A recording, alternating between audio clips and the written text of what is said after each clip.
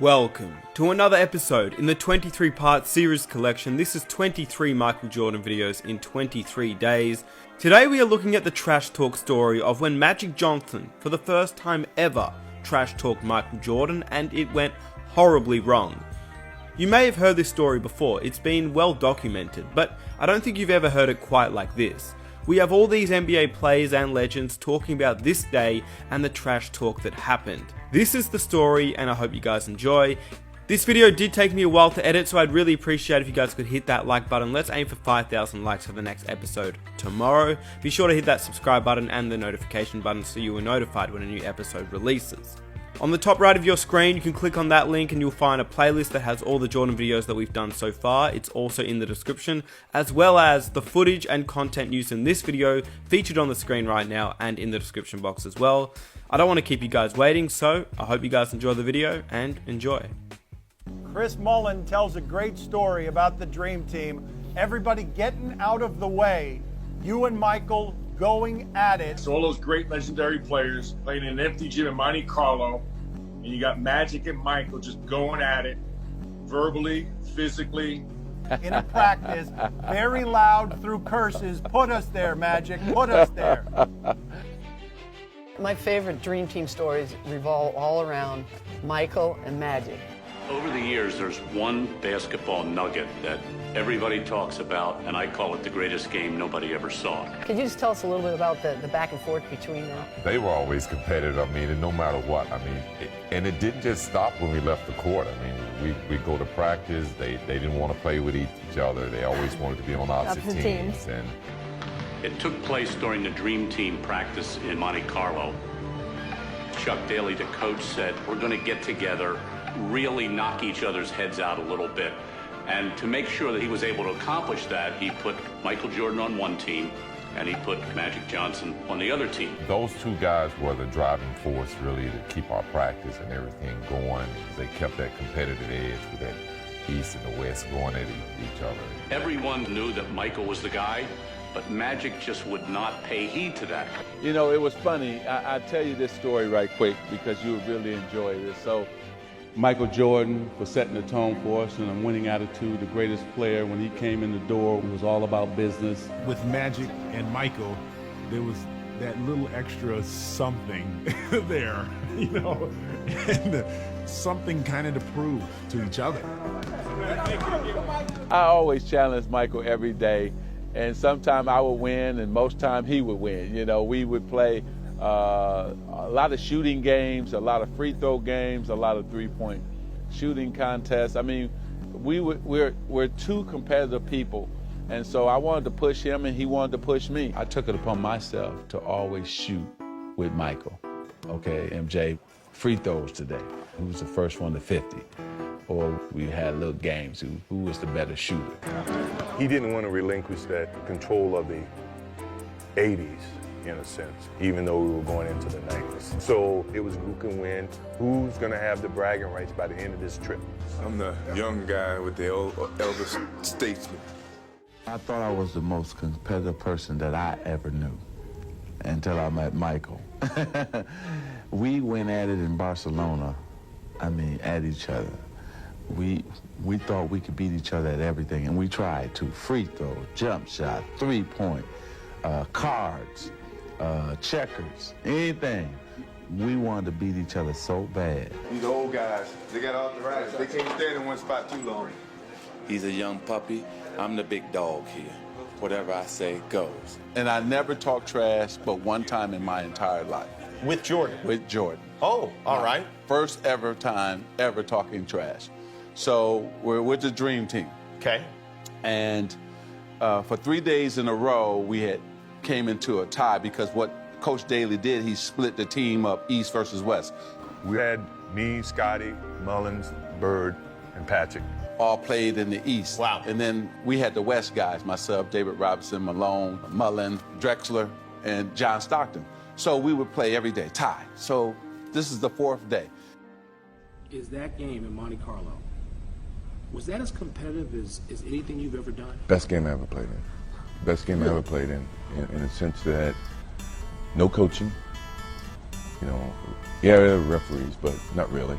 you know, and you had 10 Hall of Famers playing against each other.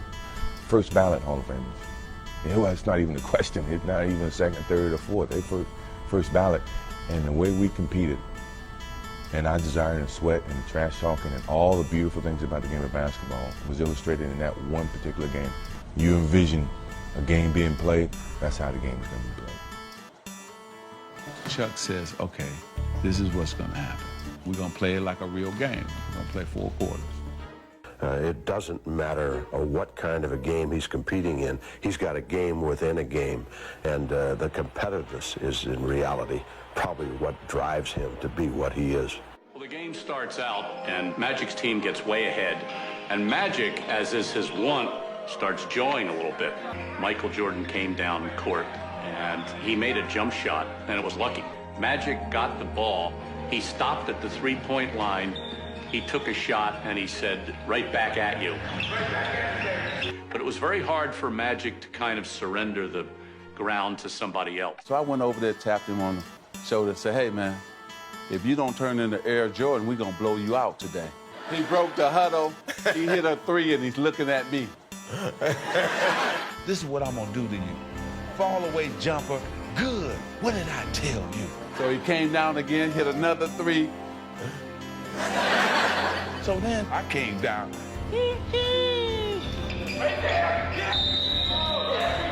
His energy is real high. He feels like he's in an opportunity to prove himself. That's all right.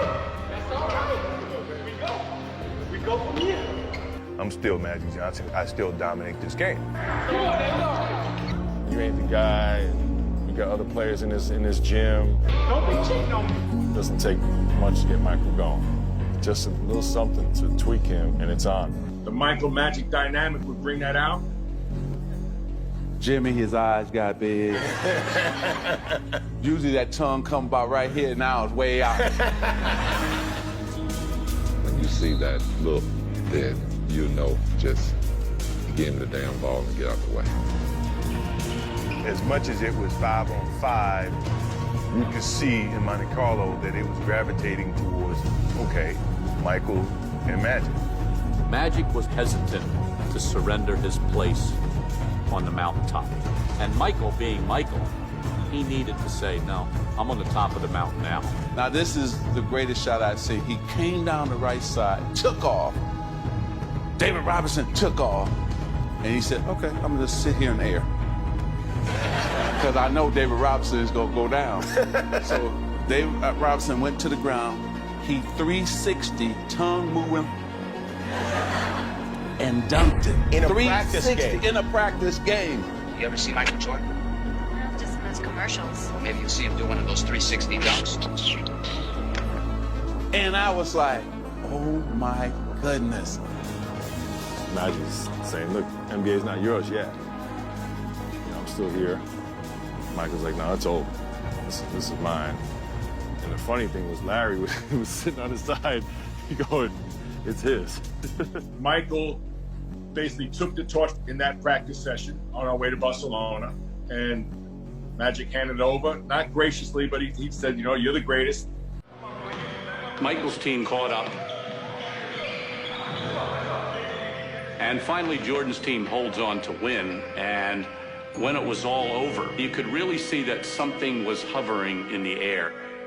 Magic's over there shooting alone, and he's jawing at Michael, and Michael is jawing back.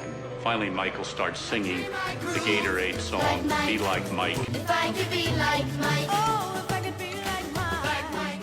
Rubbing it in a little bit, as is Jordan's wont.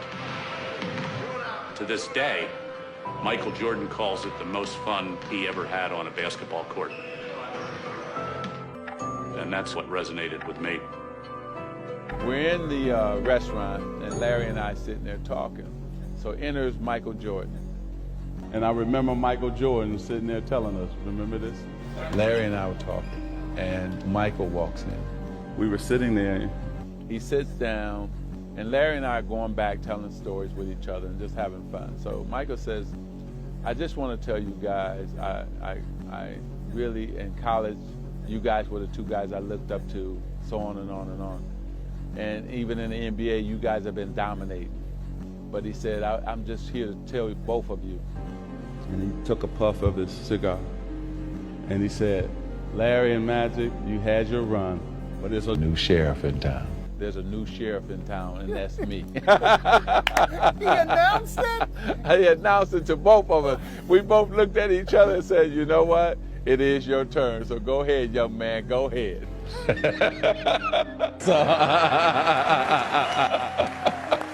And we both hit each other like, well, he's not lying. And I hope you guys enjoyed the video. If you did, please help me out by hitting that like button. Let's aim for 5,000 likes for the next episode tomorrow. Here are 2 new episodes I think that you will also enjoy, and I will catch you guys in the next one.